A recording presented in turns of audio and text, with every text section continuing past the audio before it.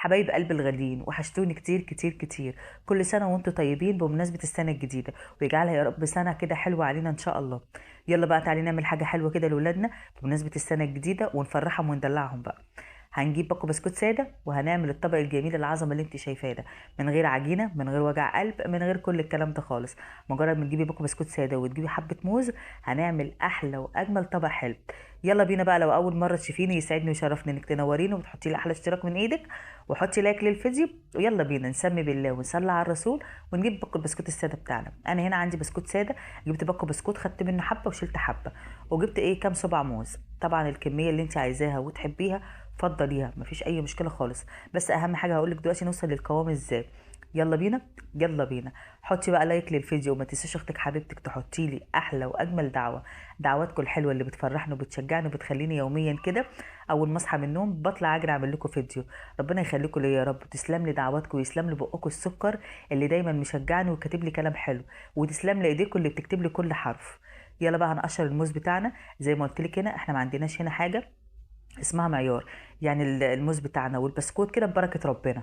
الكمية اللي احنا عايزينها هنعملها، وفي نفس الوقت الشكل يعني العجينة بتاعتنا هي اللي هتحدد. دلوقتي هقولك تعملي ايه لو طلعت سايلة منك ولو طلعت ناشفة منك. اهم حاجة بقى ودي اهم خطوة ودي الاساسية، انك بالشوكة كده وتمسكي الموز بتاعنا وتهرسيه.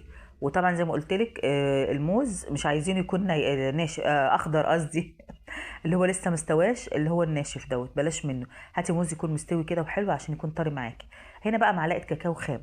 معلقه الكاكاو الخام بتاعتنا ديت، لو الكاكاو اللي هو المر قوي ودقتي الطعم ولقيتيها مر قوي، حطي حبه سكر بودره. لو لقيتي السكر بتاعك مظبوط زي ما انت بتحبيه خلاص كده يبقى بتحطيش سكر. انا هنا عندي الكاكاو بتاعي ما كانش اللي هو الكاكاو المر قوي، ما احتجتش السكر طبعا عشان البسكوت ساده.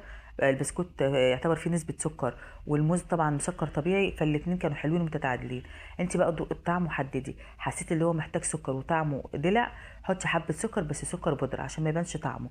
يعني اضربيهم في الكبه، وبعد ما تطحنيهم في الكبه حطيهم بس بالراحه كده بالمعلقه، ما تكتريش سكر، لان احنا لسه هنزينها والتزيين اللي بره فيه شوكولاته كده فهتبقى مسكره جدا. هنقلب بقى البسكوت بتاعنا كده، كسرناه تكسير عشوائي زي ما انت شايفه كده، وهنبتدي نقلبه وهنوصل بقى للقوام بتاعنا. انا هنا حبيت اوريك القوام اللي انا عايزاه. لو انت حسيتيها سايله منك والموز اكتر من البسكوت حطي بسكوت. طب لو انت حسيتيها ناشفه جدا ومحجره معاكي، طبعا ما تحطيش ميه لان الميه مش هتعرفي تشكليها وهتبوظ منك. تجيبي صباع موز وتهرسيه في طبق تاني وتحطيه. المهم اهم حاجه تيجي تمسكي الواحده كده بتلاقيها بتتكور معاكي وحلوه، يعني بتطلع مظبوطه. حسيتيها سايله ومش عارفه تشكليها، نشفيها شويه بحبه بسكوت ساده كسريهم وحطيهم. حسيتيها نشفت منك حطي موز طريها. ركناها على جنب. طبعا تسيبي 10 دقايق في التلاجة كده عشان تعرفي تشكليها براحتك. هنا بقى جبت حبه جوز هند، جبت شوكولاته سايحه كده سيحتها بحبه زيت على النار على البخار، وجبت حبه فول سوداني كسرتهم. وادي البسكوت بتاعنا والطبق الحلو الجميل ده. طعمه تحفه جدا وجميل وسهل وبسيط جدا.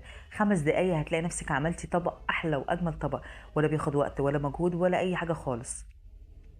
حطي طبعا نقطتين زيت في ايديكي كده عشان تعرفي تشكليها زي ما انا عملت، وبعد كده تكوريها كده وتنزلي بقى في جوز الهند. هوريكي كل واحده شكلها ازاي، وعشان ما اطولش عليكم طبعا حبايب قلبي وما يزهقوش مني هعمل لكم بالواحده بس وبعد كده اكمل للباقي. هتجيبي معلقه كده عشان انت لو حطيتي ايدك هتاخدي كل جوز الهند اللي في الطبق وهتملي بيه ايديكي وهتلاقي نفسك حطيتيه في الطبق. يبقى خلينا كله طب بطعم جوز الهند. احنا مش عايزين الخطوه دي طبعا، عايزين كل واحده بطعم مميز مختلف عن التانيه. فهتجيبي كل طبق ليه معلقه لوحدها عشان ما كل ما هينزل في ايديكي هيروح في ايديكي هينزل في الطبق. حبيبه قلبي بقى، حطيتي لي اللايك من ايديك ولا نسيتيني؟ ما تنسيش اختك حبيبتك بقى عايزه احلى لايك واحلى واجمل دعوه. حبايب قلبي طبعا اللي مفرحيني ومشجعيني ربنا يخليكم ليا، ما تحرم منكم ابدا. دعواتكم دي هي اللي مصبراني وخلياني بقوم كده اللي انا اطلع اجري اعمل على طول فيديو. بحس كده ان انتوا اخواتي وحبايبي، وبصراحه يعني في فرق جامد. ما تحرمش منكم ابدا ابدا ابدا ولا من دعواتكم ليا. هنا السوداني بتاعي بقى كان كان لسه ما اتطحنش جامد. رحت انا مسكت ديت نقيت السوداني تاني وطحنته كويس جامد، حطيتهم في كيسه وبالكوبايه كده وكسرتهم. يعني مش لازم تمسكي الكبه والخلاط والكلام ده كله، لا حطيهم في كيسه وامسكي كوبايه وكسريهم، مش مستاهله اي حاجه خالص. تمام. تمام. انا هنا بقى مسكت كده الشوكولاته بقى الجميله الخام دي، طبعا الشوكولاته اللي هي في الكيسه العاديه اللي هي بتاعه المطبخ، سيحتها على النار كده بحبه ميه بخار، حطيتها في كيسه نفس الكيسه بتاعتها وعلى البخار، وبعد كده حطيت لها نقطتين زيت عشان تديني لمعه حلوه كده. هجيبها بقى كده وهعملها. هي مجرد ما تمسكيها كده وتحطيها في طبق لوحدها، الطبق كلها بتنشف وبتتجمد، يعني مش محتاجه تخش التلاجة، ومش محتاجه اي حاجه خالص. بس انا هنا هحطها في طبق لوحدها عشان لو في اي شوكولاته ساحت مني ما تروحش على التانيين، عشان زي ما قلت لك عايزه كل واحده يكون لها طعم لوحده. يعني كل واحده تبقى مختلفه، دي بالسوداني تبقى بالسوداني، دي بالشوكولاته تبقى بالشوكولاته، دي بجوز الهند تبقى بجوز الهند. عملنا احلى واجمل طبق، شكله جميل جدا وشكله تحفه ورخيص جدا زي ما انت شايفه كده، ما كلفكيش حاجه. هيشرفك قدام ضيوفك حبايب قلبك اللي هيجولك السنه دي، وهيجولك ويقولك ايه الجمال ده. يلا بقى باي باي وبالف هنا.